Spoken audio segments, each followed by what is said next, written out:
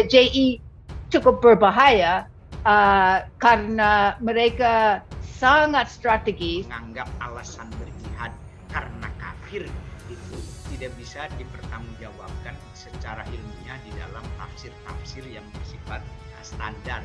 Posisi JI sekarang bisa dilemahkan. Ujaran baik dalam bentuk tulisan maupun dalam konten audiovisual misalnya yang memang mengarah pada kebencian itu cukup clear tidak bisa ditolerir. Usia 17 sampai 24 itu hari ini adalah target utama dari para penyebar paham-paham ekstremisme yang mengarah kepada kekerasan.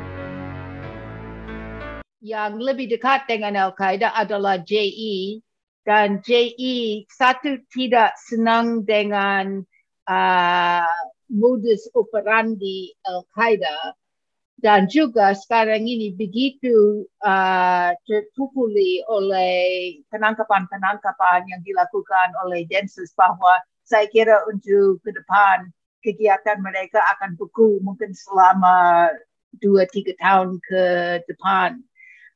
Yang menarik dari penangkapan yang sudah terjadi,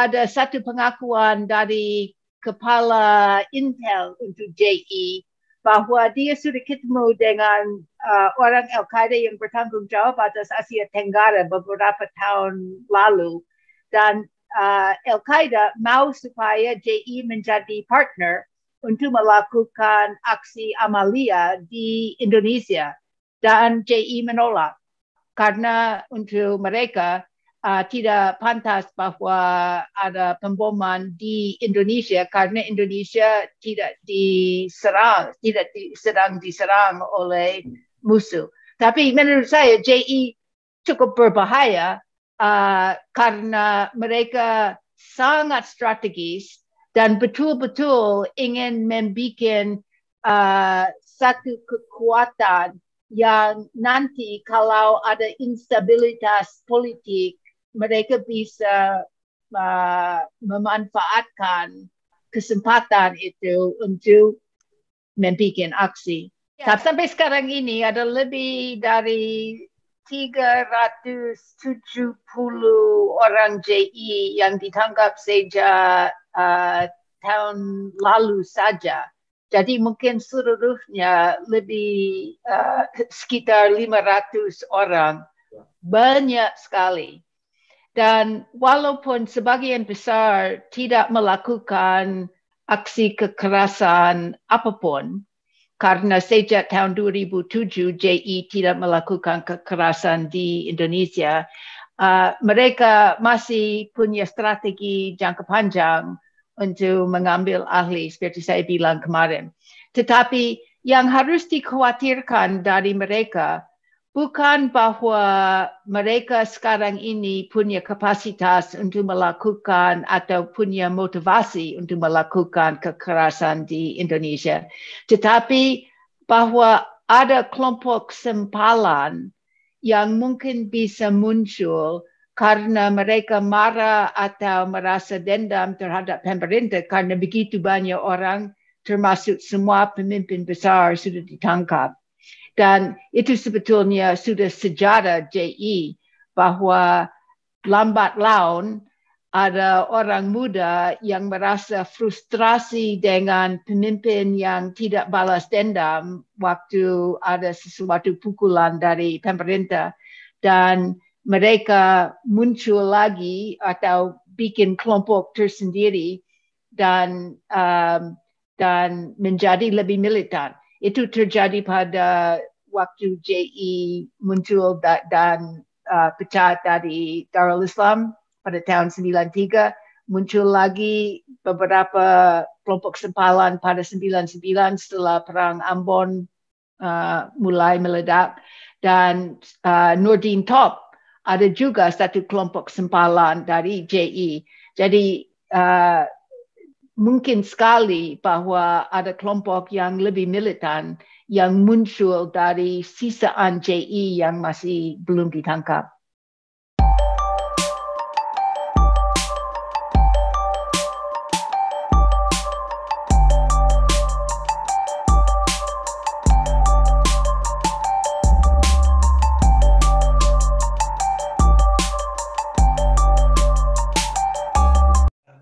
Memang sih yang punya hubungan dengan Afghanistan itu adalah seperti tadi disebut oleh Bu Sidney, itu adalah JI ya. Dan sekarang ini memang operasi JI yang kuat itu adalah ada disebut dengan Mujahidin Indonesia Timur yang berbasis di mana itu, di apa itu, Poso ya. Dan Indonesia Timur itu dapat bantuan tuh dari Mujahidin Indonesia Barat itu ya. Misalnya yang ada di daerah Sumatera dan lain-lain ya. Tetapi hingga hari ini memang tidak ada bukti mereka punya hubungan khusus dengan Taliban di mana ini di Afghanistan gitu ya. Sehingga memang ya saya sepakat ya belum ada bukti bahwa itu adalah ancaman, karena di antara kaum teroris itu sendiri kan faksinya lain-lain gitu. ISIS juga nggak berhubungan dengan cukup dekat gitu ya, karena memang mereka ada sisi-sisi tertentu, bukan hanya arogansi kelompok, tetapi juga kadang pandangan-pandangannya yang berbeda. Tetapi dalam konteks Indonesia sebagai negara kafir yang perlu dilakukan peperangan, mereka sama dalam konteks ini gitu ya. Yang itu ya memang kalau diteliti, saya belum lama ini menulis di sebuah jurnal internasional yang membahas mengenai jihad itu ya. Itu jelas sekali pandangan Imam Samudra CS itu hampir semuanya sama itu pandangannya, bahwa soal jihad sebagai offense, sebagai perang dalam pengertian perang yang ofensif, dan menganggap alasan berjihad karena kafir itu tidak bisa dipertanggungjawabkan secara ilmiah di dalam tafsir-tafsir yang bersifat standar gitu ya, karena mereka paling tidak nampak sekali penafsirannya tidak dilakukan dengan sebuah penafsiran yang strukturalis, yang tafsirul ayat bila ayat, dan itu juga menjadi ciri dari kaum konservatif secara umum gitu ya. Sebagaimana non muslim boleh nggak jadi pemimpin, itu kan hanya dipahami dari surat Al-Maidah ayat 52 itu, yang tidak ditafsirkan oleh surat Al-Mumtahanah surat 60 ayat 8 itu, yang untuk non muslim yang baik-baik ya tidak memerangi gitu ya, dan tidak mengusir kaum muslimin ya kan boleh diperlakukan secara adil, bahkan berbuat baik seperti memberi hasil wakaf dan sedekah, bahkan zakat fitrah kepada non muslim saja kan boleh gitu ya.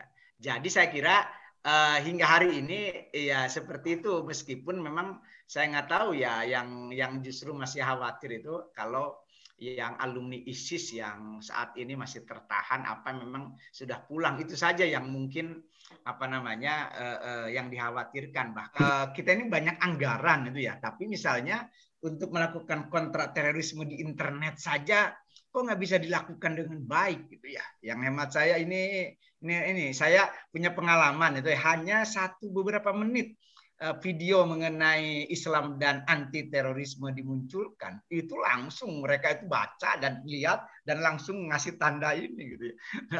Nah ini hemat saya kan harusnya juga dilakukan dengan hal-hal yang sama, yang hemat saya itu belum dilakukan.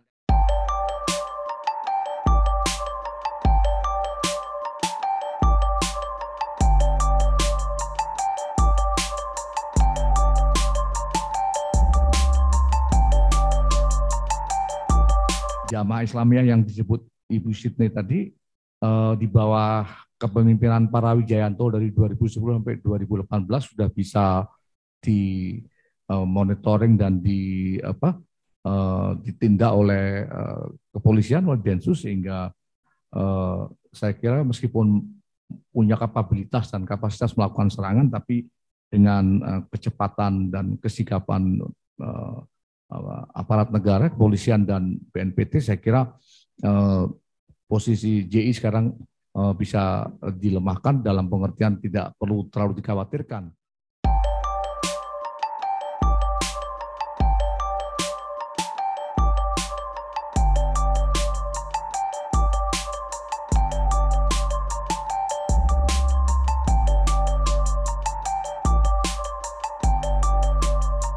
Kalau kita melihat secara umum ya di dalam konteks fenomena keagamaan masyarakat Indonesia yang tadi saya sebut cenderung konservatif, tentu saja ini berbeda dengan radikalisme ya, yang itu jelas-jelas melakukan tindakan kekerasan.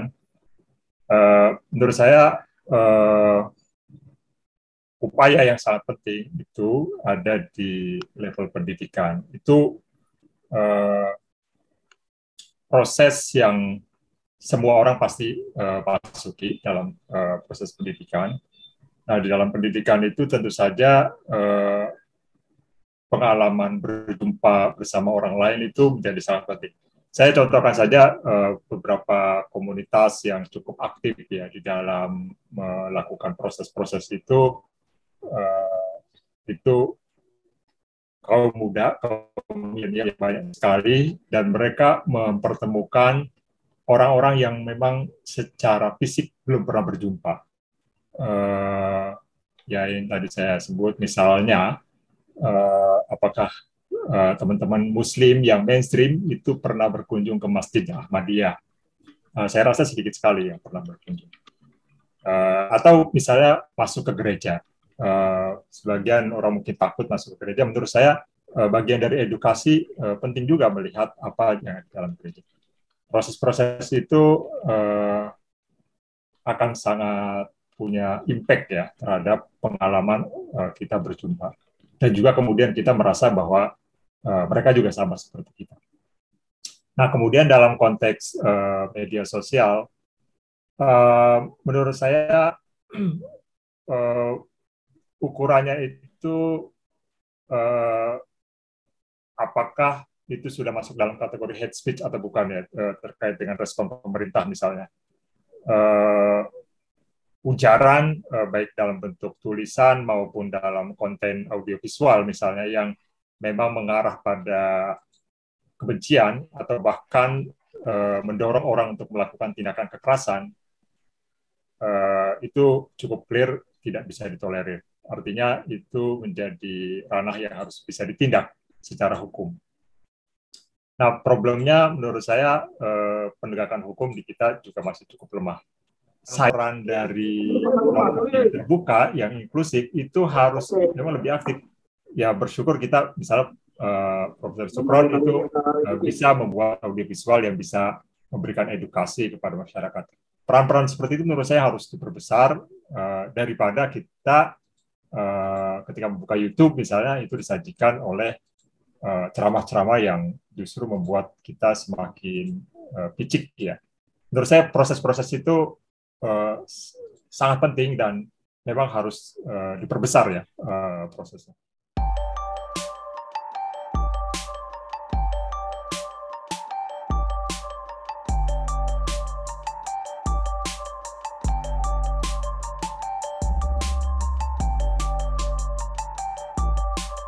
Kontra radikal itu ada kelompok yang rentan, bisa dikatakan seperti itu.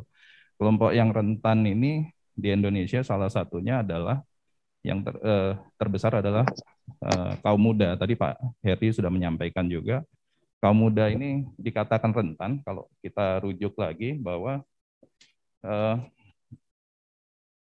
usia 17 sampai 24 itu hari ini adalah target utama dari para penyebar paham-paham ekstremisme yang mengarah kepada kekerasan dan terorisme. Kenapa mereka mengarah kepada kaum muda? Ya salah satunya karena kaum muda ini kan energik, masih mencari jati diri, punya semangat besar, terus relatif belum punya beban, pikiran, tanggung jawab terhadap tanggungan untuk keluarga dan sebagainya. Nah, yang menarik juga disebutkan bahwa menurut Livingston dan Buber ya misalnya orang-orang muda ini di hari ini ya, mungkin termasuk teman-teman mahasiswa di sini adalah orang-orang yang sangat kompeten terhadap penggunaan internet. Nah, kita tahu kemunculan ISIS itu salah satunya bisa sangat cepat dan paham mereka itu bisa menyebar dengan cepat, salah satunya menggunakan teknologi digital internet.